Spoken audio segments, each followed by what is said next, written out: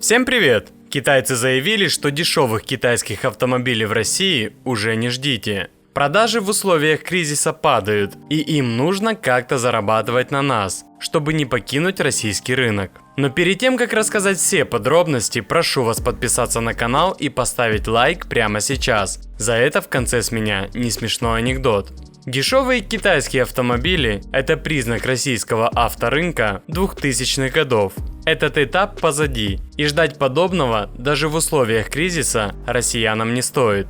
История автопрома говорит, что как только повышается качество, вырастает цена. А потом она идет вперед, потому что дальше идет маркетинг. Этап дешевого китайского автомобиля в России закончен. Это не связано с курсом рубля, просто достигнут определенный уровень, деньги стали вкладывать в маркетинг, соответственно, надо эти расходы как-то отбивать. Мы не получим сегодня копеечный китайский автомобиль, но мы и не получим то несовершенство, которое было еще 10 лет назад. Качество китайских автомобилей за последние годы существенно выросло. Это еще не корейцы по качеству, но и не Китай прошлого века. Особенно большой скачок китайцы сделали в дизайне. В контексте внешнего вида многие предпочли бы представленные в Российской Федерации китайские автомобили японским.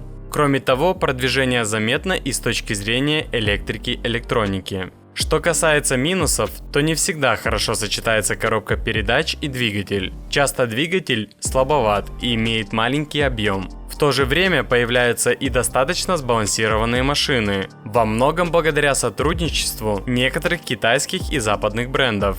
Хорошо, когда есть уже испытанная европейская платформа, на которой строятся китайские машины. Лидерство на рынке в современных условиях остается все же за корейскими автомобилями. Но я думаю, что китайский автомобиль станет достаточно массовым явлением в России в условии отсутствия конкурентов и проблем с выпуском машин у АвтоВАЗа.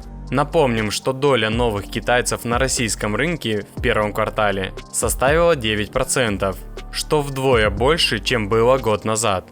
Кстати, на данный момент стоят все автозаводы в России. Даже китайцам пришлось приостановить производство на российском автомобильном заводе Хэвэйл в Тульской области на 2 недели. Продажи китайских автомобилей уже на спаде. Но а если цены так и будут расти, то станут еще меньше.